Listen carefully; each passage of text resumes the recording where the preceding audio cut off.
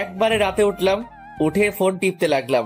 একটু পর আম্মু খেতে ডাকলো, গিয়ে দেখি সবাই বসে আছে। সবার সাথে অনেক গল্প করলাম। খেয়ে এসে কানে ইয়ারফোন লাগিয়ে গান শুনতে লাগলাম। রাতে ঘুমানোর আগে আমার গান না শুনলে আমার ঘুমই আসে না। গান শুনতে শুনতে কখন যে ঘুমায় পড়ছি। সকালে ভাবির ডাকে ঘুমটা ভাঙলো। ইমন উঠো। ভাবি আরেকটু ঘুমাই না? ঘুমাও, তাহলে আর তোমার বাইক কিনতে যেতে হবে না। বাইক? বিছানা থেকে উঠে বললাম আচ্ছা, আমি 5 মিনিটের মধ্যে আসতেছি। ফোনে বেশি চার্জ ছিল না, তাই হয়তো আমি ঘুমার পরপরই বন্ধ হয়ে গেছে। ফোনে চার্জ দিয়ে ফ্রেশ হয়ে নিচে গেলাম। নাস্তা করে আমি, ভাবি আর ভাইয়া বেরিয়ে পড়লাম। শোরুমে গিয়ে বাইক কিনলাম, FJ5। এই নাও চাবি, ঘুরে আসো। আমি চাবিটা নিয়ে ভাইয়ার হাতে দিলাম। বাইকটা তোমাদের দেওয়া, তাই প্রথম তোমরাই ঘুরো, বাসায় দেখা হবে। ভাইয়া প্লাস ভাবি প্রথমে মানতে চাইছিল না, আমি জোর করে ওদের পাঠিয়ে দিলাম। তারপর সিয়ামকে ফোন দিয়ে আসতে বললাম। কিছুক্ষণ পর সিয়াম আসলো, দুজনে ঘুরতে লাগলাম। ঘোরাঘুরি করতে করতে মাঠের দিকে গেলাম। তখনই পিছন থেকে কে যেন ডাক দিল। পিছনে তাকাই দেখি মিতু। কিরে, কেমন আছিস? ভালো, তুই? ভালো। কোন দিন আসলে তোরা? কালকে আসছি। চল বসে গল্প করি। 3 জন মিলে মাঠে বসে গল্প করলাম। দুপুরে বাসায় এসে খাওয়া করে দিলাম ঘুম। বিকেলে উঠে বাইরে বেরিয়ে পড়লাম। সন্ধ্যায় বাসায় আসলাম। ভাবি আর ভাইয়ার সাথে বসে অনেকক্ষণ ধরে গল্প করে খাওয়া করলাম। এইভাবে 1 সপ্তাহ কেটে গেল। ভাবির সাথে খুব ভালো সম্পর্ক গড়ে উঠলো। ভাবি আমাকে নিজের ভাইয়ের চোখে দেখে। আমার কোনো বোন আর ভাবির কোনো বোন না থাকায় ভাবি আমাকে ভাই বলেই ডাকে, কিন্তু আমি ভাবি বলেই ডাকি। এর মধ্যে কলেজে ভর্তি হয়ে গেলাম। ইমন উঠো, কলেজে যাবি না? কখন কলেজ ছুটি দিল? কি ওঠ না, না হলে গায়ে জল ঢেলে দিব। উঠতেছি তো। উঠে ফ্রেশ হয়ে নাস্তা করে বাইকটা নিয়ে কলেজে আসলাম। ক্লাস শেষ করে বাইরে আসলাম, তখনই ভাবির ফোন। হ্যালো ভাবি। ভাই, আমার একটা কাজ করে দিতে পারবি? বলো। আমার বোন আজকে আসবে, তুই যদি ওকে একটু স্টেশন থেকে নিয়ে আসতিস। আচ্ছা, কিন্তু আমি চিনবো কেমন করে? ও নীল ড্রেস পরে আছে, একটু তাড়াতাড়ি যায় ভাই আমার, ও ওয়েট করে আছে। বলেই ভাবি ফোন কেটে দিল। বন্ধুদের থেকে বিদায় নিয়ে স্টেশনে আসলাম। এখানে তো অনেক মেয়ে নীল ড্রেস পরা থাকতে পারে, কিন্তু ভাবির বোনকে চিনবো কেমন করে? কিছুক্ষণ ঘোরাঘুরি করার পর একটা নীল ড্রেস পরা মেয়ে দেখতে পেলাম, কিন্তু মাথা নিচু করে বসে আছে। আমি তার কাছে গেলাম। এটাই হয় মনে হয়, কিন্তু এভাবে বসে আছে কেন? এই যে বিয়ান সাহেব, ভিক্ষা করা হলে বাসায় যাই। মেয়েটা মাথা তুলে আমার দিকে তাকালো। মেয়েটাকে দেখে আমার তো শখ খেয়ে মরে যাবার অবস্থা। তা তুই এখানে? ওই কুত্তি, আমি এখানে আমার ভাবির বোনকে নিয়ে আসতে এসেছি, কিন্তু তুই এখানে কেন? আমি আমার বোনের বাসায় এসেছি। তোর বোনের নাম কি? রিয়া। আর দুলা ভাই? ফাহাদ। What the Fahad? হাই রে ফুডা কপাল, শেষমেশ আমার এক্স কিনা আমার ভাইয়ের শালি। উপরওয়ালা ঠাডা ফেলাও আমার উপর। কিরে চুপ কেন? কি বলবো, সবই কপাল। চলো এখন। আমি কেন যাব তোর সাথে? তোকে এখনো জুতা মারিনি তোর কপালে। আমার সাথে যাবি, কারণ দুর্ভাগ্যবশত তোর বোন আমার ভাবি, আর আমার ভাইয়ের তুই শালি। আমার কথা শুনে ইরার উপর ঠাডা পড়ার মতো অবস্থা। আমি এই বিয়ে মারি না, আমি এক্ষুনি আপুকে বাসায় নিয়ে যাব। তাই নাকি? যা, আমি আমার ভাইয়ের আবার বিয়ে দিব। আমার কথাটা শুনে ইরা চুপ করে রইল। বাসায় যাবেন না, ফিরে যাবেন? ইরা ব্যাগটা নিয়ে উঠে দাঁড়ালো আর সামনের দিকে হাঁটা শুরু করলো। ও সামনে সামনে হাঁটছে আর আমি পিছনে পিছনে। আমি বাইকের কাছে এসে থেমে গেলাম, কিন্তু ও হাঁটতে থাকলো। এই ম্যাডাম, বাইক এখানে। ও পিছনে তাকালো, আবার আমার কাছে আসলো। আমি বাইক স্টার্ট দিলাম, কিন্তু ও দাঁড়িয়েই রইল। কি হলো, ওটার ইচ্ছে আছে কি? ইরা কোনো কথা না বলে বাইকে উঠে বসলো। বাসার দিকে যেতে লাগলাম। শুন, আপু যেন না জানে যে তুই আমাকে চিনিস আর আমাদের সম্পর্ক ছিল। সেটা তুই না বললে আমি বলতাম। ভালো। বাইক চালাচ্ছিলাম, হঠাৎ করে সাইড মিররে ইরার চেহারাটা দেখলাম। বাতাসে চুলগুলো উঠছিল আর ইরা ওগুলো হাত দিয়ে ঠিক করছিল। খুব সুন্দর লাগছিল। চুইংগামের জন্য একটা নতুন হেয়ার কাটিং দিতে পারলি, একটা থ্যাঙ্কসও দিলি না। কুত্তা, ওই দিন যদি তোরে পাইতাম, জানিস আমার চুইংগাম ওঠাতে কত কষ্ট হয়েছে। ভালো তো। ইরা আর কোনো কথা বলল না। বাসার সামনে আসতে রাস্তায় মিতুর সাথে দেখা। মিতু দেখার সাথে সাথে ডাক দিল। মার্কেটে যাব একটু। এটা কে? ভাবির ফোন। আমাকে একটু মার্কেটে নিয়ে যাবি? তুই দাঁড়া, আমি নামিয়ে দিয়ে আসছি। আচ্ছা, তাড়াতাড়ি আয়। আমি বাইকটা নিয়ে বাসার সামনে আসলাম। ভিতরে যান, আমি আসছি। ইরা কিছুক্ষণ আমার দিকে তাকিয়ে রইল। আমি বাইকটা ঘুরিয়ে চলে আসলাম। মিতুকে নিয়ে মার্কেট করলাম। মার্কেট শেষ করে বাসায় আসলাম। বাসায় এসে ফ্রেশ হয়ে শুয়ে পড়লাম। কিছুক্ষণ পর ভাবি খাওয়ার জন্য ডাকলো। নিচে গেলাম খাওয়ার জন্য। গিয়ে দেখি ইরা বসে আছে। আমি ওর সামনে বসে পড়লাম। আমি নিজের মতো খেতে লাগলাম আর ভাইয়া আর ভাবির সাথে কথা বলতে লাগলাম। ইরা মাঝে মাঝে আমার দিকে তাকাচ্ছিল, মনে হয় কিছু বলতে চাইছিল। আমি খাওয়া শেষ করে উপরে আসতে যাব, তখনই ভাবি ডাক দিল, ইমন, ইরাকে একটু ঘুরিয়ে নিয়ে আসিস প্লিজ, আমি আজ পারবো না, বাসায় অনেক কাজ আছে। আচ্ছা ভাবি, ওনাকে রেডি থাকতে বলিও। বলেই নিজের রুমে চলে আসলাম। বিকেলে বাইকটা বের করে ইরার জন্য অপেক্ষা করতে লাগলাম। আসতে দেরি করছিল দেখে বাইকের হর্ন দিতে লাগলাম। কিছুক্ষণ পর ইরা আসলো।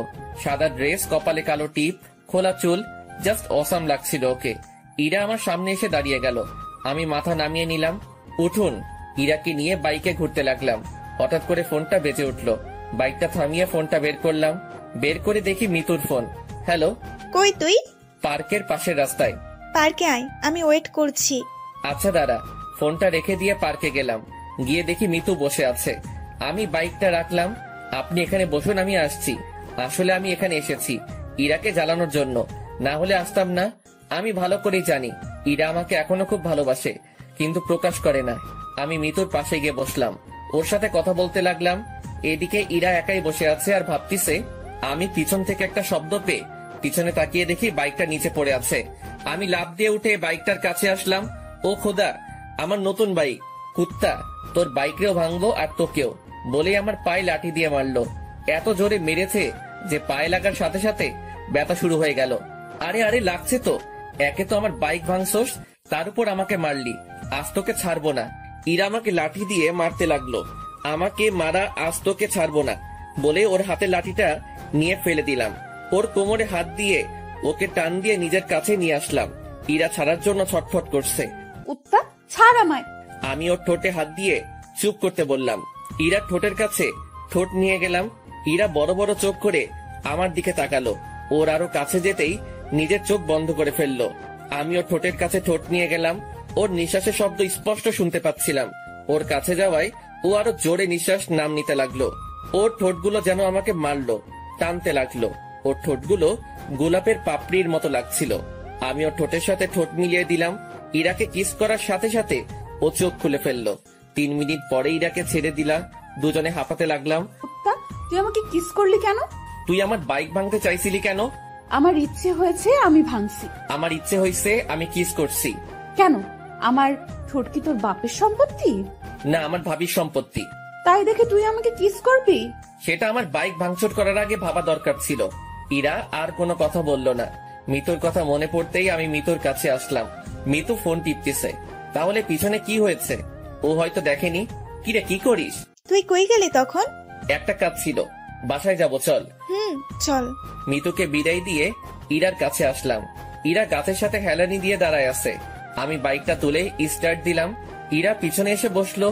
ইরার সাথে লজ্জায় কোনো কথা বলার ইচ্ছে হচ্ছে না। কেমন করে কি যে হয়ে গেল। দুজনে বাসায় আসলাম। ওকে নামিয়ে দিয়ে বাইকটা রাখলাম। তারপর নিজের রুমে গেলাম। ফ্রেশ হয়ে শুয়ে পড়লাম। কিছুক্ষণ পর আম্মু খেতে ডাকলো। গিয়ে দেখি ইরা বসে আছে। আম্মু, ভাইয়া আর আব্বু কই? ওরা আসেনি, তোরা খেয়ে নে। ইরা আমার সামনে বসে আছে। দুজনে মাথা নিচু করে খেতে লাগলাম। ভাবি আসলো। কিরে, কেমন ঘুরলি? ভালো আপু, জায়গাটা অনেক সুন্দর। আচ্ছা, খেয়ে নে। আমি খেয়ে নিজের রুমে চলে আসলাম। রাতে ঘুম ধরছিল না, তাই ছাদে গেলাম।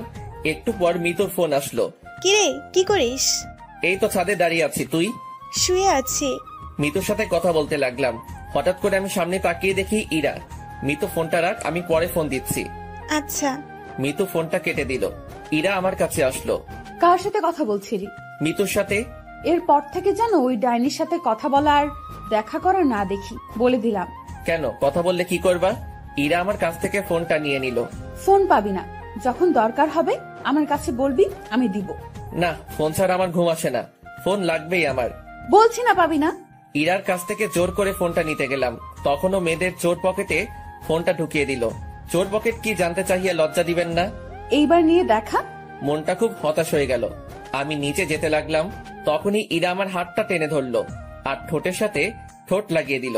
হঠাৎ আমার কি যে হলো, ইমনকে কাছে টেনে নিয়ে ওর ঠোঁটের সাথে ঠোঁট লাগিয়ে দিলাম। ওকে কিস করার সময় ওর শরীরের এক অদ্ভুত ঘ্রাণ আমাকে ওর আরো কাছে টানতে লাগলো। 5 মিনিট পর ওকে ছেড়ে দিলাম। ইরা এভাবে কিস করবে ভাবতেও পারিনি। I love you. বলেই ইরা দৌড়ে নিচে চলে গেল। আমি নিজের রুমে চলে আসলাম। শুয়ে শুয়ে কতক্ষণ কি হইলো সেটা ভাবতে লাগলাম। সবকিছু মাথার উপর দিতে যাচ্ছিল। নিজে ব্রেকআপ করলো, আবার নিজেই আই লাভ ইউ বললো। আমার সাথে মজা নেওয়া, এবার দেখাবো মজা। যদি কাঁদিয়ে না ছেড়েছি তাহলে আমার নাম ইমন না। না, মজা পাইছে নাকি? এইবার মজা আমি দেখাবো। সব প্ল্যান ভাবতে ভাবতে ঘুমিয়ে পড়লাম। সকালে মনে হলো কে যেন আমার দিকে তাকিয়ে আছে। চোখ খুলতেই দেখি ইরা। কি ব্যাপার, আপনি এখানে? আপনি কাকে কি বলছেন? আপনাকে। মজা নেওয়া বাদ দে, মায়ের খাবি। অচেনা কাউকে তো আপনি করেই বলতে হয়। ফাইজলামি বাদ দিয়ে নিচে আয়, আপু নাস্তা করতে ডাকতিছে বলেই ইরা নিচে গেল। কিছুটা রেগে গেছে। আমি ফ্রেশ হয়ে নিচে গেলাম। সবাই টেবিলে বসে, আমি ইরার মুখোমুখি চেয়ারে বসলাম। খাওয়ার মধ্যে ইরা পায়ের উপর পা উঠে দিল। আমি ওর দিকে তাকাতেই ও মুচকি একটা হাসি দিল। আমি টেবিল থেকে প্লেট নিয়ে উঠে সোফায় গিয়ে বসলাম। কি রে, ওখানে গিয়ে বসলি কেন? টিভি দেখতে দেখতে খাবো। তারপর সবাই খাওয়া শেষ করে যে যার মতো চলে গেল। ভাবি আর আম্মু রান্নাঘরে গেল। ইরা আমার পাশে এসে বসলো। আমি ওর দিকে না তাকিয়ে টিভি দেখতে লাগলাম। একটু পর ইরা আমার দিকে চেপে আসলো। আমি একটু সরে বসলাম। ও আরো চেপে আসলো। ধীরে ধীরে আমি একেবারে সোফার কোনায় চলে আসলাম। ইরা আমার শরীরের সাথে চেপে বসে আছে। আমি ওর দিকে তাকালাম। ও টিভির দিকে তাকিয়ে মুচকি হাসি দিচ্ছে। শুনছেন? কিছু বলবা? না, কিছু বলবো না। এমন ভাব করছে যেন কিছু বুঝে না। ধুর, এখানে আর থাকবো না। যেই উঠতে যাব, ইরা আমার হাত ধরে আবার সোফায় বসিয়ে দিল আর আমার কোলে বসে পড়লো। আর কি হচ্ছে এটা? আম্মু ভাবি কেউ দেখে ফেলবে তো? দেখলে দেখুক, আমার কি। এখন চুপ থাকো, টিভি দেখতে দাও। ধুরবাল, ভালো লাগে না। না পারছি উঠতে, না পারছি বসে থাকতে। মুটকিটার ভারেতে পা ব্যথা ধরে গেল। আরেকবার মুটকি বললে গলা টিপে মেরে ফেলবো। শুনলো কেমনে? হঠাৎ করে ভাবির আওয়াজ পেলাম। আমি ভয় পেয়ে ইরাকে ধাক্কা মারলাম। ইরা মেঝেতে পড়ে গিয়ে জোরে চিল্লানি দিল। ওর চিল্লানি শুনে ভাবি রান্নাঘর থেকে চলে আসলো। কি রে, নিচে বসে আছিস কেন? বসে নেই, পড়ে গেছি। কেমন করে পড়লি? এই রে, এইবার যদি বলে দেয় আমি ধাক্কা মেরে ফেলে দিছি, পা পিছলে পড়ে গেছে ভাবি। ও, যা রুমে গিয়ে রেস্ট নে। তোর কি তার ছিড়া? দেখতে পারতেছিস না উঠতে পারতেছি না? রুমে যাবো কেমন করে? ইমন ভাই, তুই একটু রুমে দিয়ে আয় না, আমাকে রান্নাঘরে যেতে হবে। না ভাবি, আমি পারবো না। যা না ভাই, একটু। তুই আমার সুইট ভাই না। হইছে হইছে, আর মাখন মারতে হবে না। আসুন। ইরার দিকে হাত বাড়িয়ে ইরা হাত ধরে উঠতে গিয়ে আবার বসে পড়লো। কি হলো? উঠতে পারছি না। তাহলে কেমনে নিয়ে যাব? কোলে করে নিয়ে যাও। না, পারবো না। যা না ভাই আমার, প্লিজ প্লিজ। আচ্ছা আচ্ছা, ঠিক আছে। ভাবি রান্নাঘরে চলে গেল। আমি ইরাকে কোলে তুলে নিলাম। ইরাকে মুচকি মুচকি হাসছে। আমি ওকে ওর রুমে নিয়ে গেলাম। ও আমার গলা জড়িয়ে ধরেছিল। ওকে বিছানায় শুইয়ে দিয়ে উঠতে যাব, কিন্তু ও আমাকে জড়িয়ে ধরে রইল। কি হলো, ছাড়েন? না, আগে পাপ্পি দাও, তারপর। না, পারবো না। তাহলে আমিও ছাড়বো না। আমি ইরাকে নিজের থেকে জোর করে ছাড়িয়ে চলে আসতে যাব, তখন ও হাত টান দিয়ে দিল। আমি ওর উপরে পড়ে গেলাম। ইরা নিচে, আমি ওর উপরে। ইরা আমাকে জড়িয়ে ধরলো। মেয়েদের শরীর এত নরম আগে জানতাম না। দয়া করে কেউ খারাপ ভাবে নেবেন না প্লিজ। আমি ইরার শরীরের সাথে মনে হয় মিশে গেছি। কি করছেন, ছাড়েন। কেউ এসে যাবে তো। আগে পারবো না। আচ্ছা, আমি নিজে নিয়ে নিচ্ছি। যেই ইরা আমার ঠোঁটের কাছে ঠোঁট নিয়ে আসতে লাগলো, ভাবি তুমি এখানে? কথাটা শুনে ইরা আমাকে ছেড়ে দরজার দিকে তাকালো। এই সুযোগে আমি পালিয়ে গেলাম। কুত্তা, আমাকে টুপি পরানো পরে দেখে নিব। আমি ওখান থেকে চলে আসলাম। নিজের রুমে এসে ফোন টিপতে লাগলাম। বিকেলে মিতুর ফোন আসলো। কই আছিস? বাসায়। দেখা করতে পারবি? কোথায়? বড় মাঠে। আচ্ছা, একটু দাঁড়া, আমি যাচ্ছি। বাসা থেকে বাইকটা নিয়ে বেরিয়ে পড়লাম। মিতুর সাথে দেখা হয়নি, চুপচাপ চলে আসলাম। দেখতে পেলে কি যে করতো। মিতুর কাছে আসলাম। মিতুর সাথে অনেকক্ষণ গল্প করলাম। সন্ধ্যার দিকে হঠাৎ ফোনটা বেঁচে উঠলো। বের করে দেখি ভাবির ফোন। হ্যালো, আমি তো মার্কেটে আসলাম একটু। বাসায় আয় তাড়াতাড়ি। আচ্ছা। মিতুকে ওর বাসায় নামিয়ে দিয়ে বাসায় আসলাম। ফ্রেশ হয়ে ভাবি রুমে গেলাম। গিয়ে দেখি ইরা আর ভাবি গল্প করতেছে আর চা খাচ্ছে। ভাবি ফোন দিলেছে। সে কখন বের হয়েছিস না বলে, তাই ফোন দিলাম। বস, তোর জন্য চা নিয়ে আসি। ভাবি চা আনতে গেল। আমি সোফায় বসে ফোনটা বের করে টিপতে লাগলাম। আমার সামনে এসে ফোনটা কেড়ে নিয়ে বিছানায় ছুঁড়ে মারলো। কই ছিলি? মিতুর সাথে দেখা করতে গেছিলাম। ও ফোন দিছিল, ওকে জ্বালানোর জন্য বললাম। তুই ওই ডাইনির কাছে গেছিস কেন? আমার ফ্রেন্ডের সাথে আমি দেখা করতে যাব, সেটা স্বাভাবিক ব্যাপার। না, দেখা করতে যাবি না, ওই মেয়ের নজর ভালো না। 2 দিন দেখে বুঝে গেলেন ওর নজর খারাপ? ও তোর দিকে কেমন করে তাকায়। তুই ওর সাথে কথা বলবি না, এমনকি কোনো মেয়ের সাথে কথা বলবি না। কেন? আমি মেয়ের সাথে কথা বলে দোষ আর আপনি ছেলের সাথে কথা বললে কিছু না? আমার কথাটা শুনে ইরা চুপ হয়ে গেল। আসলে আমার ইরার ব্রেকআপ এই কারণেই হয়। ওর একটা ফ্রেন্ড ওকে লাইক করতো, আর আমি ওকে বলেছিলাম যাতে ওর সাথে কথা না বলে, কিন্তু ও শুনেনি। উল্টো আমি কোনো মেয়ের সাথে আমি কথা বললে সেই রাগ দেখাতো। এর মধ্যে ভাবি চলে আসলো। ভাবি আসাতে ইরা নিজের জায়গায় গিয়ে বসলো। দাও। ভাবির সাথে অনেক গল্প করলাম। রাতে খাবার টেবিলে ইরা আমার দিকে মাঝে মাঝে তাকাচ্ছিল, কিন্তু কিছু বলছিল না। রাতে কে ঘুমিয়ে পড়লাম। কাল থেকে কলেজে যেতে হবে। সকালে ইরার ডাকে ঘুমটা ভেঙে গেল। কি হলো? কলেজে যাবা না? ওঠো। আমি কিছু না বলে উঠে ফ্রেশ হতে গেলাম। ফ্রেশ হয়ে বেরিয়ে দেখি ইরা নাস্তা হাতে নিয়ে দাঁড়িয়ে আছে। টেবিলে নাস্তার প্লেটটা নিয়ে আমার কাছে আসলো। আপনি নাস্তা করেছেন? না, সকালে মিষ্টি নাস্তা করব দেখে নাস্তা করিনি। দাঁড়াও, দেখাচ্ছি। মানে? ইরা আমার কাছে আসলো, হালকা করে ঠোঁটে একটা কিস করলো। এই হলো আমার মিষ্টি নাস্তা। তাড়াতাড়ি নাস্তা করে রেডি হয়ে নিচে আসো বলেই ইরা চলে গেল। আমি এখনো থ হয়ে দাঁড়িয়ে আছি। এই মেয়ের মতিগতি বোঝা আমার পক্ষে সম্ভব না। নাস্তা করে রেডি হয়ে ব্যাগটা নিলাম। নিচে আসতেই আম্মির ডাক। আম্মু বলো। এই নে 1000 টাকা হাতে ধরিয়ে দিয়ে, আমার কাছে তোর টাকা আছে। লাগবে, রেখে দে। আর ইরাকে সাথে নিয়ে যা, ওকে একটু তোদের কলেজটা ঘুরিয়ে দেখা। ও বাসায় একা একা কি করবে? তোর সাথে গেলে মনটা একটু হালকা হবে। আচ্ছা, রেডি হতে বলো। আমি রেডি। পিছন থেকে ইরা বলল, ও তার মানে আগে থেকে ঠিক করা সবকিছু। তাই বলি হঠাৎ এত টাকা দিচ্ছে, সেটাও আবার আম্মু, ভাবা যায়? হয়েছে, যা এখন। ইরার দিকে তাকালাম। নীল ড্রেস, খোলা চুল, জাস্ট রূপকথা রাজকন্যা। আমি বাইকটা বের করে আনলাম।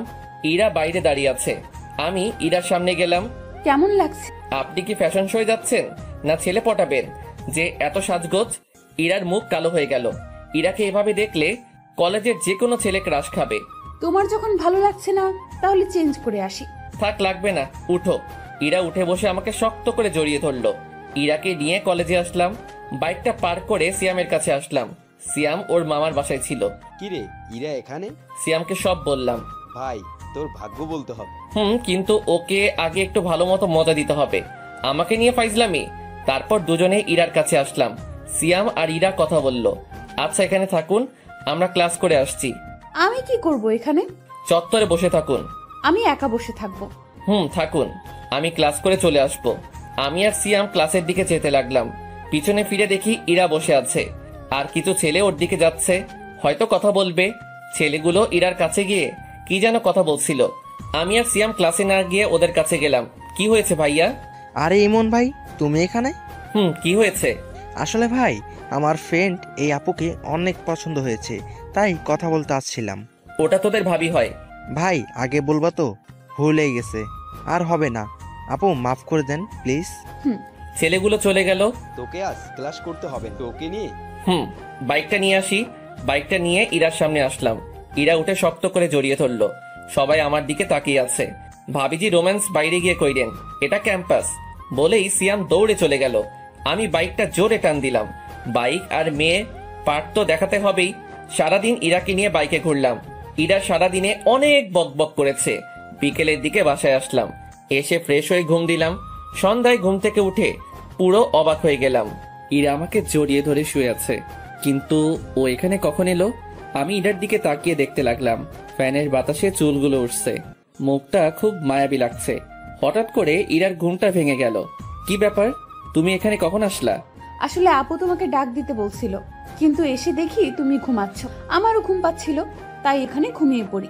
কি, যদি ভাবি এসে দেখে ফেলতো তাহলে কি ভাবতো? যা ভাবার তাই ভাবতো। এখন উঠে ফ্রেশ হয়ে নিচে আসো। আমার কপালে একটা পাপ্পি দিয়ে ইরা চলে গেল। মেয়েটার মায়ায় আরো পড়ে যাচ্ছি। কি যে করি, ওকে কষ্ট দিতে পারছি না। আমি যে ওকে ভালোবাসি, তাহলে কষ্ট কেমন করে দেই? আর ওর থেকে দূরে থাকতে পারবো না। কালকে ওকে সব বলবো। উঠে ফ্রেশ হয়ে নিচে গেলাম। ভাবি আর ইরা আর আম্মু বসে কি যেন বলা বলি করছে। আমি যেতেই চুপ হয়ে গেল। ঘুম হলো? খুব ভালো ঘুম হয়েছে, তাই না? কি বলছো কিছুই বুঝতেছি না। থাক, আর বুঝা লাগবে না। আমার আর কিছুই বুঝা লাগবে না, বস। আমি গিয়ে ভাবির পাশে বসলাম। তোরা গল্প কর, আমি রান্না করে যাই। আম্মু রান্না করে চলে গেল। আমিও যাই, আম্মুকে সাহায্য করি। ভাবিও চলে গেল। আমি বসে ফোন টিপতেছি আর টিভি দেখতেছি। হঠাৎ ইরা এসে আমার কোলে শুয়ে পড়লো আর টিভি দেখতে লাগলো। আরে কি করছো ভাবি, এসে যাবে তো? আসলে আসুক, আমার কি। ইরা টিভি দেখতে লাগলো আর আমি রান্নাঘরের দিকে তাকিয়ে রইলাম। ভাবি আসছে কিনা। ইরার দিকে তাকালাম, ইরা টিভি দেখতে ব্যস্ত। ইচ্ছে করছে ইরার মাথায় হাত বুলিয়ে দেই, কিন্তু কেন জানি সাহস হচ্ছিল না, তাই চুপচাপ বসে রইলাম। একটু পর ইরাকে ভাবি রান্নাঘর থেকে ডাক দিল।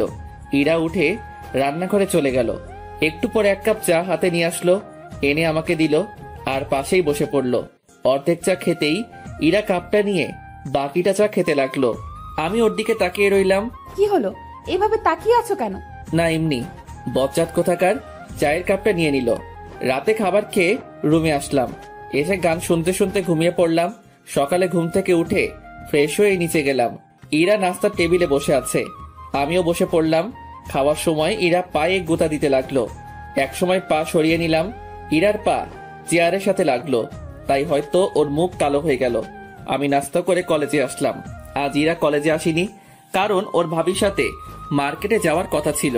কলেজে ক্লাস করে বের হচ্ছি, তখনই মিতু আসলো। কালকে ওই মেয়েটার সাথে তো খুব ঘুরলি। কেন, কি হয়েছে? না, তোকে একটা কথা বলার ছিল। কি কথা বল।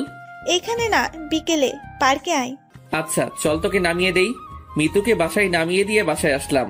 কই ছিলি? কলেজে কই আবার থাকবো। তোর বাইকের পিছনে মেয়েটা কে ছিল? ও, ওটা আমার ফ্রেন্ড হয়। আর কোনোদিন যেন কোনো মেয়েকে বাইকের পিছনে নেওয়া না হয়, আর কোনো মেয়ের সাথে প্রেম ঠেম করা যেন না শুনি। আম্মু, আমার রুমে চলে আসলাম। এসে দেখি ইরা আমার বিছানায় বালিশে মুখ লুকিয়ে কান্না করছে। কি ব্যাপার, তুমি এখানে? আর কান্না করতেছো কেন? ইরা কান্না করেই যাচ্ছে। আমি ওর কাছে গিয়ে ডাক দিলাম। ও উঠে সোজা আমার শার্টের কলার ধরলো। তোকে না বলেছিলাম কোনো মেয়ের সাথে কথা বলবি না, কিন্তু তুই তো ওই ডাইনির সাথে বাইকে ঘোরাঘুরি করতেছিস। বলে ইরা কান্না করতে লাগলো। আরে আমি তো ওকে বাসায় নামিয়ে দিতে গেছিলাম। কেন তোকে বাসায় নামিয়ে দিতে হবে কেন? ওর কি হাত পা নেই, চলতে পারে না? রিক্সায় যাবে, অটোতে যাবে, তোর বাইকে কেন? আর নিব না, হইছে। এবার কলার ছাড়ো, লাগছে। ইরা আমাকে টান দিয়ে বিছানায় নিয়ে আসলো আর বুকের উপরে মাথা রেখে শুয়ে পড়লো। চুপচাপ থাকবি, আমাকে শুয়ে থাকতে দে। ঠিক আছে, সারাদিন না খেয়েছিলাম, এখন না খেয়ে শুয়ে থাকি। ইরা আমার মুখ তুলে তাকালো, তারপর আমার কাছে এসে ঠোঁটের সাথে ঠোঁট লাগিয়ে দিয়ে চুষতে লাগলো। পুরো 5 মিনিট পর ছেড়ে দিল। দুজনেই হাঁপাতে লাগলাম। এবার হইছে, এখন চুপচাপ শুয়ে থাকবি। ইরা আমার বুকে শুয়ে পড়লো। একসময় ইরা ঘুমিয়ে পড়লো। আমি ওকে ডেকে ফ্রেশ হয়ে নিচে এসে খাওয়া করলাম। ভাবি, আমি তোমার ঘরে গিয়ে ঘুমালাম। কেন, তোর ঘরে কি হয়েছে? তোমার বোন শুয়ে আছে। তাতে কি হয়েছে, তুই ওই ঘরে গিয়ে ঘুমা।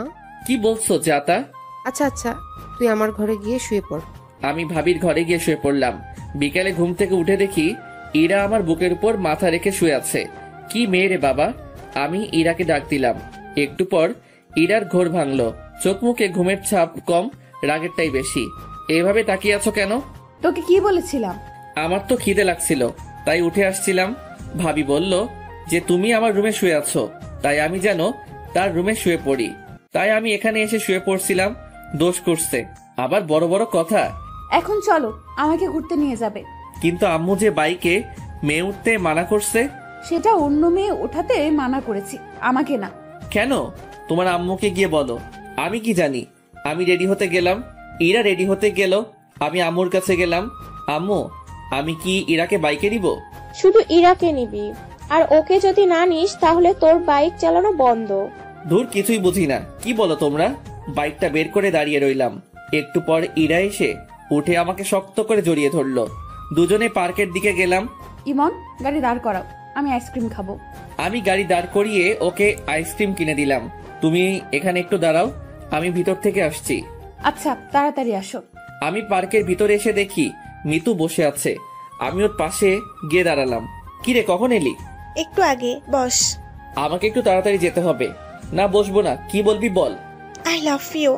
আমি তোকে অনেক ভালোবাসি। প্লিজ আমাকে ফিরিয়ে দিস না, প্লিজ। মিতুর কথা শুনে আমি তো পুরাই থ হয়ে গেলাম। তখনই কে যেন আমাকে টান দিয়ে মিতুর থেকে আলাদা করে দিল। পিছনে তাকিয়ে দেখি ইরা 2-3টা পড়ে গেল গালে, মাথাটা ঝিমঝিম করছে। এই, তুমি ওকে মারলে কেন? আমি এখানে তোমার সাথে কথা বলছি না, সো চুপ থাকলে ভালো হয়। মানে কি বলতে চাচ্ছ? আর তুমি কোন সাহসে মারলে ওকে? ইরা মিতুকে চর মেরে বসলো। আমি তো দেখেই অবাক। বলছিলাম না চুপ করে থাকতে? ইরাকে সাইডে নিয়ে আসলাম। তুমি ওকে মারলে কেন? তুই ওকে জড়িয়ে ধরেছিলি কেন? ভেবেছিলাম আমার ভালোবাসা দিয়ে তোমাকে আবার কাছে টেনে নিব, কিন্তু আমি ভুল ছিলাম। তুমি হয়তো আমাকে আর ভালোবাসো না। আসলে আমি পাগল। কেন যে ভেবেছিলাম তুমি হয়তো আমাকে আগের মতো ভালোবাসো, তাই তো তোমার কাছে নিজের ভালোবাসাটা জাহির করে গেছি। হয়তো আমার কপালে তোমার ভালোবাসা নেই। আসলে আমার মতো মেয়ে হয়তো ভালোবাসার যোগ্য নয়। পারলে ক্ষমা করে দিও। ইরা কাঁদতে কাঁদতে মিতুর কাছে আসলো। আপু, পারলে আমাকে ক্ষমা করে দিয়েন। আসলে আমি এতদিন একটা ভুল ধারণা নিয়ে বেঁচেছিলাম, সেটা আজ ভেঙে গেল। আসলে কি জানেন, কাউকে ভালোবাসাটা সহজ, কিন্তু বিপরীতের মানুষটার ভালোবাসাটা পাওয়াটা অনেক সময় কঠিন হয়ে যায়, আবার সম্ভবও হয় না। যেটা আজ আমার থেকে হয়তো কেউ ভালো বুঝবে না। ইমন খুব ভালো ছেলে, আপনাকে অনেক ভালো রাখবে। মাঝে মাঝে শয়তানি করে, কিন্তু জানেন কি, ওর এটাই আমাকে বেশি টানে। আপনি হয়তো ভাবছেন আমি এসব কেন বলছি, আপনি হয়তো এটাও ভাবছেন যে ইমনকে আমি আপনার থেকে কেড়ে নিব। সেটা নিয়ে ভাববেন না, আমি আপনাদের পথের কাঁটা হব না। ভালো থাকবেন।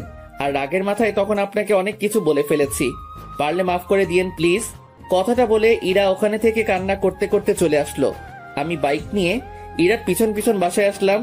ইরা ওর রুমে ঢুকে গেল, আমি নিজের রুমে গিয়ে শুয়ে পড়লাম।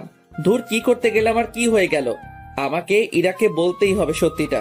আমি ইরা রুমের সামনে গিয়ে দাঁড়ালাম। ভিতর থেকে কান্নার শব্দ শুনতে পেলাম। ইরা হয়তো কাঁদছে, নিজেকে কেমন যেন অপরাধী মনে হচ্ছে।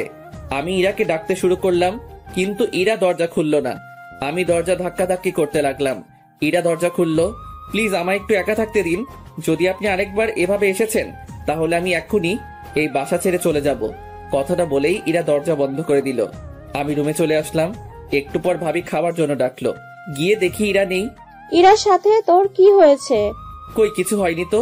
তাহলে ও কান্না করছে কেন? আমি আর কিছু বললাম না, মাথা নিচু করে রইলাম। খেতে ইচ্ছে করছিল না, তাই না খেয়ে নিজের রুমে চলে আসলাম। চোখ বন্ধ করে শুয়ে আছি। একটু পর মাথায় কারো হাতের স্পর্শ পেলাম। চোখ খুলে দেখি ভাবি। আমার ভাইটার বুঝি মন খারাপ? না ভাবি, এমনি ভালো লাগছে না। আমাকে বুঝি বলা যাবে না, তাই না? আসলে তেমন কিছু না, মাথাটা খুব ব্যথা করছে, তাই খুব খারাপ লাগছে। তুই ভাবিস না, আমি সব ঠিক করে দিব, তুই এখন ঘুমা। কথাটা বলেই ভাবি চলে গেল। আমি চুপ করে শুয়ে রইলাম, চোখে ঘুম নেই। চোখ বন্ধ করলেই ইরার হাসি মুখটা সামনে আসছে। যে করেই হোক ওকে আমাকে পেতেই হবে, ওকে আর আমার থেকে দূরে যেতে দিব না। চিৎকার করে বলতে ইচ্ছে করছে, ইরা আমি তোমাকে ভালোবাসি। কাল যে করেই হোক ওর থেকে ক্ষমা চাইতে হবে, দরকার পড়লে ওর পায়ে পড়ব, কিন্তু ওকে নিজের থেকে দূরে যেতে দিব না। সারা রাত ঘুম হয়নি, ভোর রাতে ঘুমিয়ে পড়লাম। সকালে ঘুম থেকে উঠে ফোনটা হাতে নিয়ে দেখি 11টা বাজে। আমি তাড়াতাড়ি করে ইরার রুমে গেলাম, গিয়ে দেখি রুমে ফাঁকা, ইরার জামা কাপড় কিছুই নেই। আমি দৌড়ে নিচে আসলাম। ভাবি, ভাবি, ভাবি। কি হয়েছে? ইরা কই? ও আজ সকালে চলে গেছে। অনেক আটকানোর চেষ্টা করেছি কিন্তু পারিনি। কয়টা ট্রেন? 10:30টায়। আমি তাড়াতাড়ি করে বাইকটা বের করে স্টেশনের দিকে বেরিয়ে পড়লাম। সাবধানে যাস। স্টেশনে গিয়ে দেখি ট্রেন চলে গেছে। সাইডে বেঞ্চে বসে পড়লাম। চোখের কোণ দিয়ে এক ফোঁটা জল মাটিতে পড়লো। নীরবে বসে কাঁদতে লাগলাম। আজ আমার ভুলের জন্যই ইরা আমার থেকে দূরে চলে গেল। একটু পর ভাবির ফোন আসলো। হ্যালো ভাবি। কি হয়েছে তোর? তোর কণ্ঠটা এমন শোনা যাচ্ছে কেন? না কিছু না, বলো কি বলবা? পেলি ওকে? না ভাবি। আচ্ছা তুই বাসায় আয়, তোর সাথে কথা আছে। আচ্ছা আমি এক্ষুনি আসছি। বাইকটা নিয়ে বাসার দিকে যেতে লাগলাম। মুখের সামনে শুধু ইরার ছবিটা ভেসে উঠছিল। তখনই হঠাৎ করে কোথা থেকে যেন একটা রিক্সা বাইকের সামনে চলে আসে। আমি কন্ট্রোল সামলাতে না পেরে বাইকটা রিক্সার সাথে লাগাই দেই। চোখ খুলে দেখি মাথায় হাত আর পায়ে ব্যান্ডেজ। ভাবি সাইডে বসে আছে। ভাবি তোমরা এখানে? আর বাইকটা ঠিক আছে তো? তোর অ্যাক্সিডেন্ট করার পর একজন তোর ফোন দিয়ে আমাদেরকে ফোন করে হাসপাতালে আসতে বলে। আজ যদি তোর কিছু হয়ে যেত তাহলে আম্মুকে মুখ দেখাতাম কেমন করে? কিছু হয়নি তো? কিছু হয়নি। তুই জানিস তোর মাথায় হাতে পায়ে কয়টা সেলাই পড়েছে? থাক, সেটা বলার দরকার নেই। চুপচাপ শুয়ে থাক, বিকালে তোকে বাসায় নিয়ে যাব। ভাবি বাইরে চলে গেল। বিকেলে বাসায় গেলাম। আমি স্বাভাবিকভাবে হাঁটতে পারতেছি, কিন্তু হাঁটার জন্য একটু সমস্যা হচ্ছে। রাতের বেলায় ছাদে বসে আছি, আকাশে তারার মেলা, হাজারো তারার ভিড়ে চাঁদটাকেই দেখছি। একটু পর কেউ পিঠে হাত দিল। পিছনে তাকিয়ে দেখি ভাবি দাঁড়িয়ে। ভাবি তুমি এখানে? এত রাতে এখানে মন খারাপ হয়ে বসে আছিস কেন? এখনো বলবি তোর কিছু হয়নি? আসলে ভাবি। ঠিক আছে, যদি আমাকে আপন না ভাবিস তাহলে বলতে হবে না। ভাবি আমি ইরাকে ভালোবাসি, আর আমরা একে অপরকে অনেকদিন ধরেই চিনি। সেটা আমি, আম্মু, তোর ভাইয়া, আব্বু সবাই জানি। এরা আমাদের সব বলেছে। সেদিন কি হয়েছে সেটা বল। সেদিনে সব কথা ভাবিকে খুলে বললাম। বুঝলাম। এটা শুধু ভুল বুঝাবুঝি। আসলে আমার বোনটা রাগ আর অভিমানটা একটু বেশি, বুঝলি? সেটা অনেক আগে বুঝে গেছি। আচ্ছা, আমি দেখি কি করা যায়, কিন্তু এরকম মন খারাপ করে বসে থাকা চলবে না। যা, রুমে গিয়ে রেস্ট নে। এভাবে 5 দিন কেটে গেল। মাথা হাত পায়ের সেলাই খুলে ফেললেও দাগগুলো রয়ে গেছে। সকালে ভাবির ডাকে ঘুম ভাঙলো। ইমন, তাড়াতাড়ি উঠে ফ্রেশ হয়ে রেডি হয়ে নিচে আয়। কেন? আজ তুই, আমি আর তোর ভাই আমাদের বাসায় যাব। ভাবির কথাটা শুনে আমার খুশি সীমানা ছিল না। ভাবিকে গিয়ে জড়িয়ে ধরলাম। থ্যাংক ইউ ভাবি, তুমি দুনিয়ার বেস্ট কিউট ভাবি। হয়েছে, আর পাম দিতে হবে না, তাড়াতাড়ি নিচে আয়। তুমি 2 মিনিট ওয়েট করো, আমি 1 মিনিটে আসতেছি। আমি তাড়াতাড়ি ফ্রেশ হয়ে রেডি হলাম। তারপর নিচে আসলাম, নাস্তা করে বসে আছি। কিছুক্ষণ পর ভাইয়া আসলো। কি রে, ব্যাগ গোছানো শেষ? কতক্ষণ আর সময় লাগবে? ভাবি কই? প্রায় 20 মিনিট পর ভাবি রেডি হয়ে আসলো। এতক্ষণ লাগে? হয়েছে, তোর তো আর তর্স হয়েছে না। কেন? আচ্ছা, তুমি আরেকটু ময়দা মেখে আসো, আমরা দাঁড়িয়ে আছি। ওই ছাগল, আমি কোনদিন ময়দা মাখছি? প্রতিদিনই তো মাখো। দাঁড়া, তোর মার হয়নি অনেকদিন। তোমরা ঝগড়া বাদ দিয়ে চলো তো।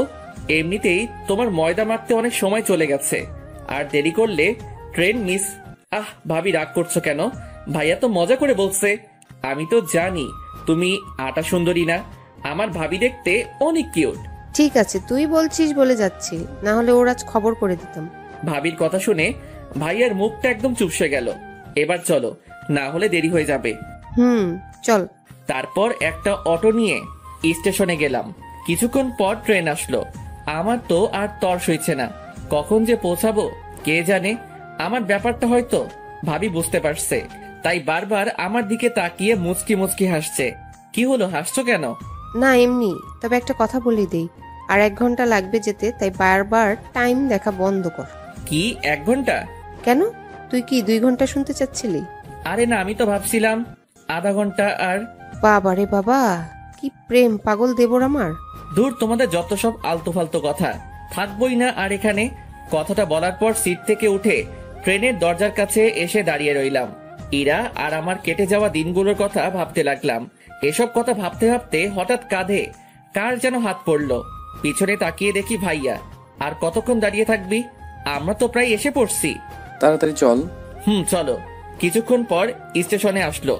স্টেশন থেকে বেরিয়ে 2টা রিক্সা নেওয়া হলো। একটাতে ভাবি আর ভাইয়া, আরেকটাতে আমি। প্রায় 10 মিনিট পর একটা বাসার সামনে রিক্সা দাঁড়িয়ে গেল। হয়তো এটাই ভাবিদের বাসা। ভাইয়া আর ভাবি নেমে গেল, তাই আমিও নেমে গেলাম। ভাইয়া রিক্সার ভাড়া দিয়ে। ভাবিদের বাসাটা বেশ সুন্দর। ভাবিদের বাসার দরজার কলিং বেল চাপতেই একটা মহিলা দরজা খুলে দিল, আর ভাবি তাকে জড়িয়ে ধরলো।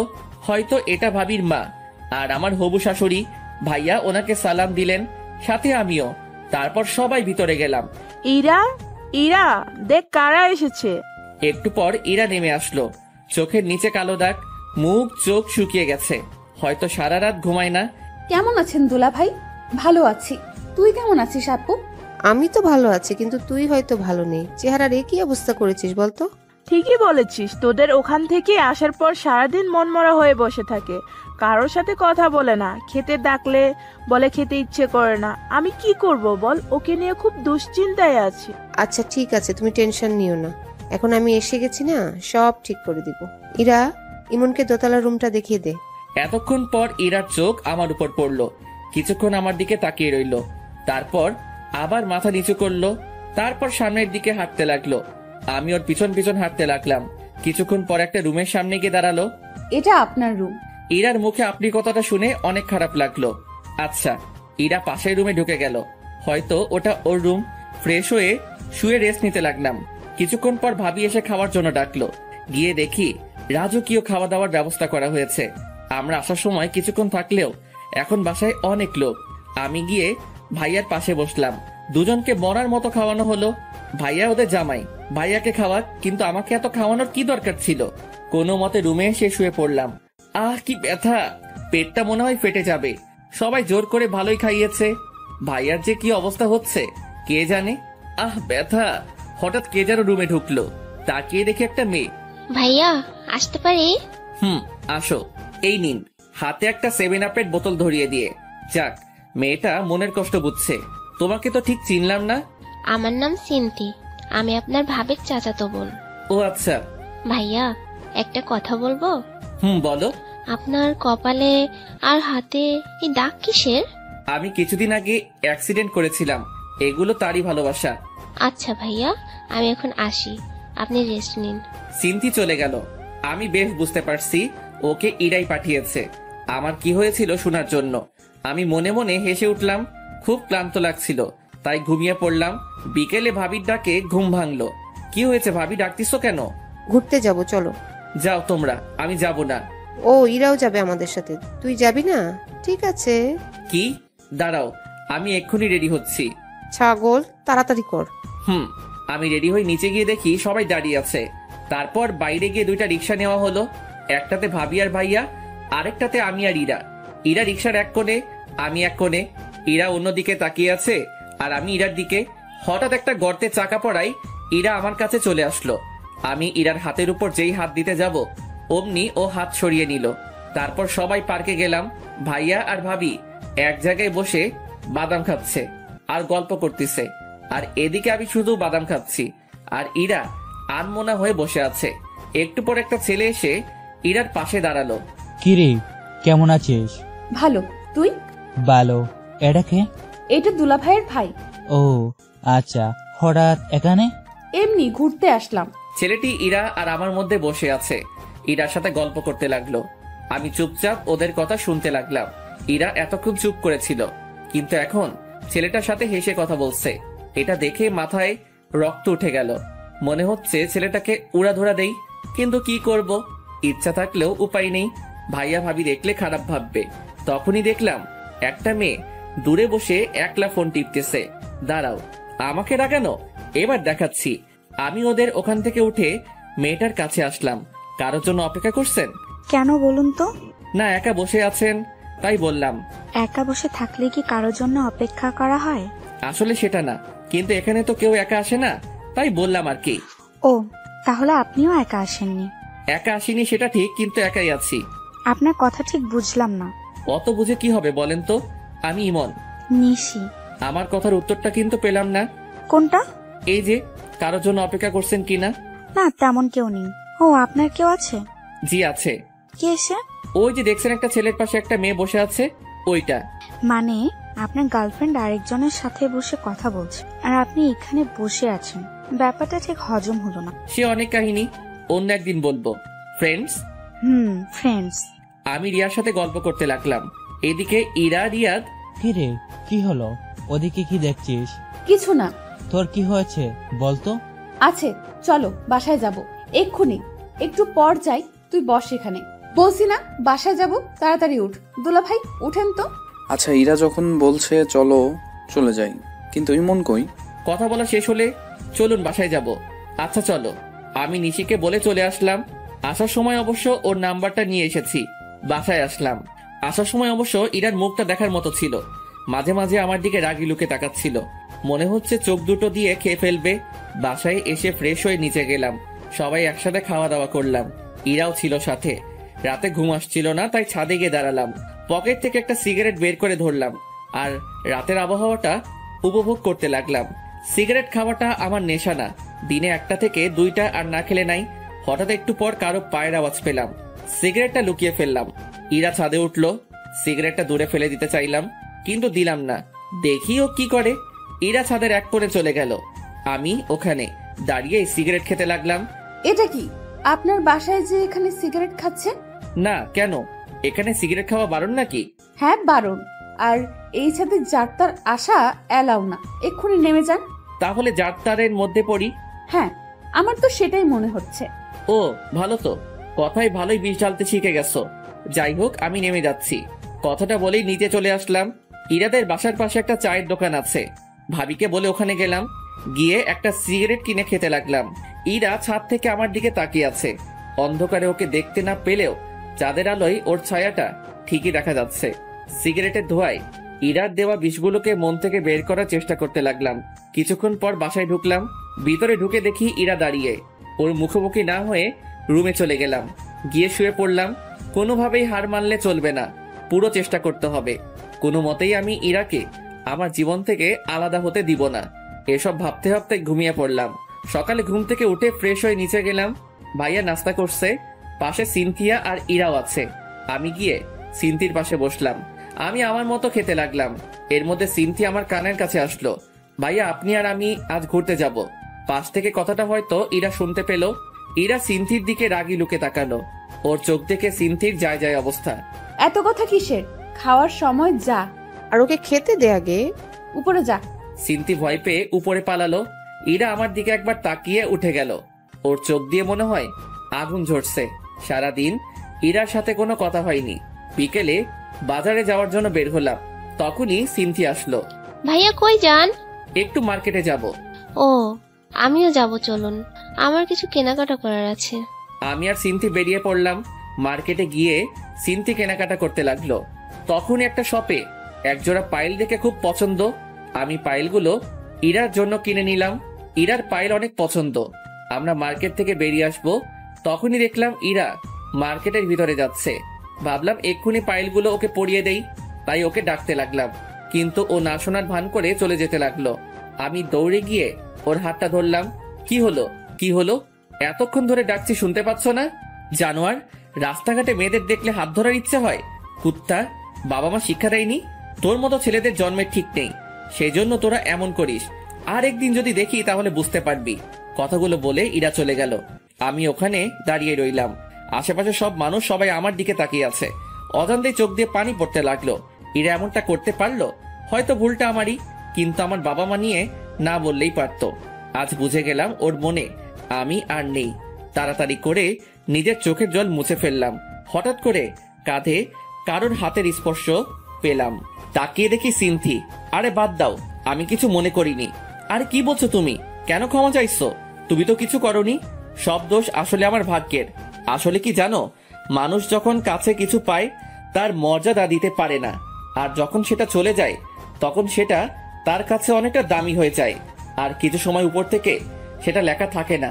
আমার ক্ষেত্রে হয়তো উপরওয়ালার মর্জি। কারো মনে জায়গা করে নিতে উপরওয়ালার মর্জি থাকা লাগে কি?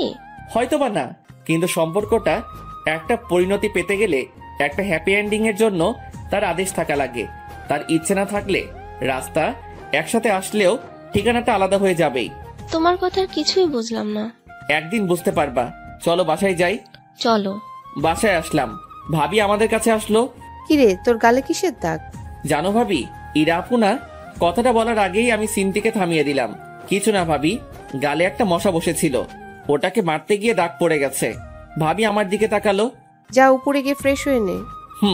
উপরে এসে শুয়ে পড়লাম। কি এমন ভুল করেছিলাম যে ইরা আমার সাথে এমনটা করলো? ভেবেছিলাম ওর অভিমানের জন্য হয়তো এমনটা করছে, কিন্তু এখন বুঝতে পারছি ইরা আর আমাকে ওর জীবনে চায় না। তাহলে ওর ইচ্ছেটাই থাক। নীরবে কেঁদে চলেছি। কেন জানি না নিজেকে খুব একা লাগছে।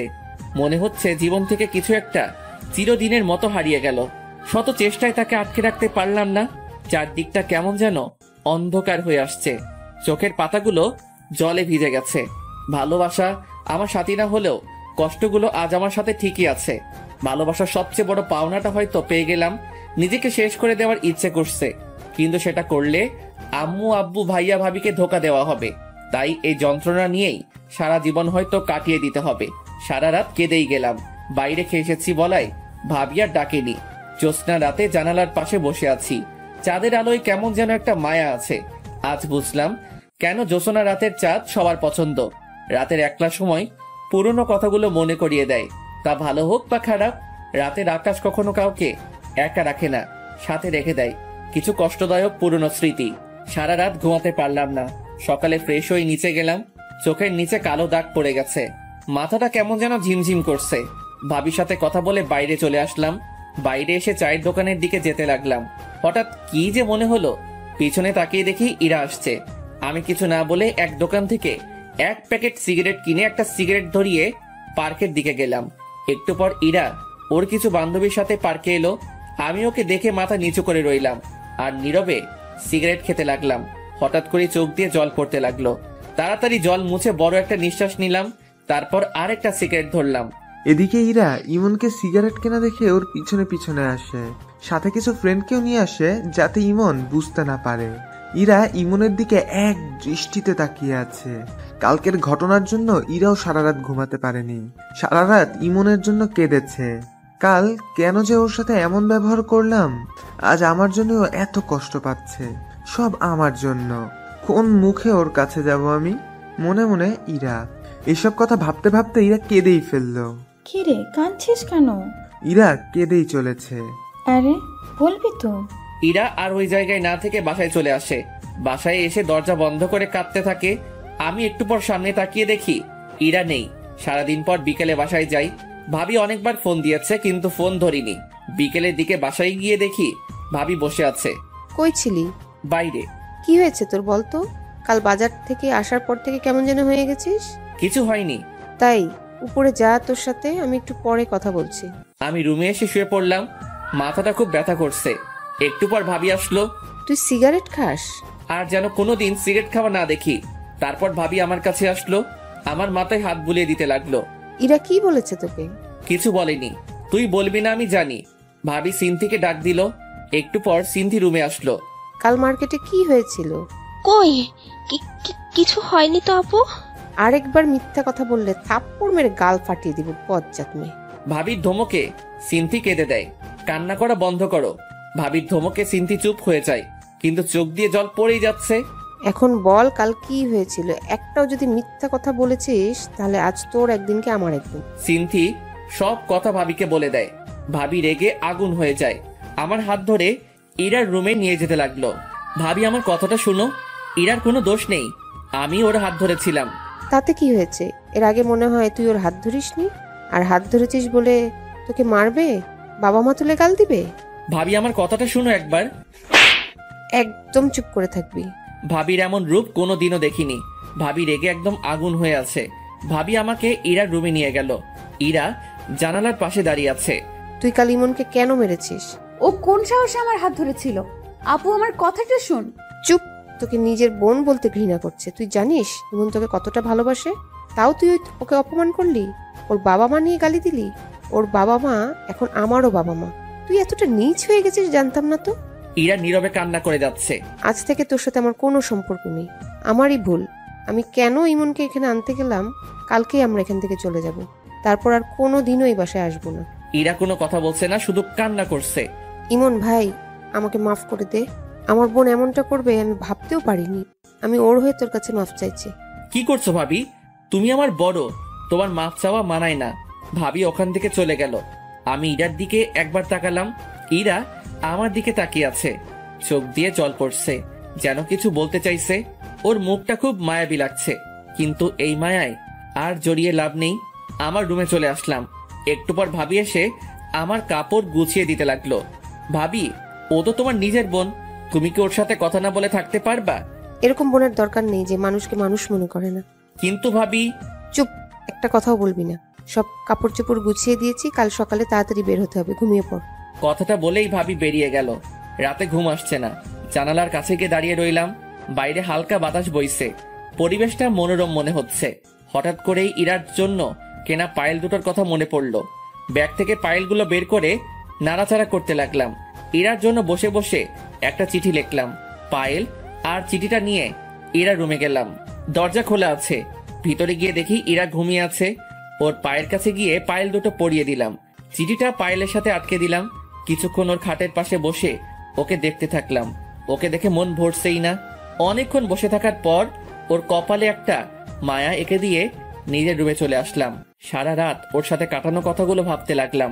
কিভাবে যে রাত পেরিয়ে গেল বুঝতেই পারলাম না। সকালে এসে ভাবি ডাকলো। ঘুমের ভান করেছিলাম। ভাবি ডাক দেওয়ার একটু পর উঠে ফ্রেশ হয়ে ব্যাগ নিয়ে নিচে গেলাম। যাওয়ার আগে ইরার রুমে গেলাম। ইরা এখনো ঘুমিয়ে আছে। ইরার পাশে গিয়ে বসলাম। মন ভরে ওকে দেখতে লাগলাম।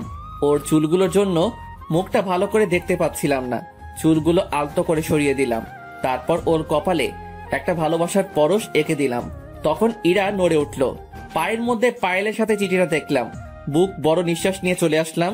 নাস্তা করে বেরিয়ে পড়লাম। এদিকে ইরা ঘুম থেকে উঠে দেখে পায়ে পায়েল, আর পায়েলের ভিতরে একটা চিঠি। ইরা চিঠিটা খুলে পড়তে লাগলো। ইরা, কি বলবো ভেবে পাচ্ছি না। আজ মনটা কেমন যেন করছে, খুব একা একা লাগছে। তোমার থেকে দূরে চলে যেতে হবে কোনো দিনই ভাবিনি। সবটাই আমার ভুল। আমি হয়তো তোমার যোগ্য নই, তাই হয়তো এমনটাই হলো। সেই দিন তোমার কথাগুলো কথা না, বিষ ছিল, যেগুলো আমার মনটাকে ক্ষত বিক্ষত করে দিয়েছে।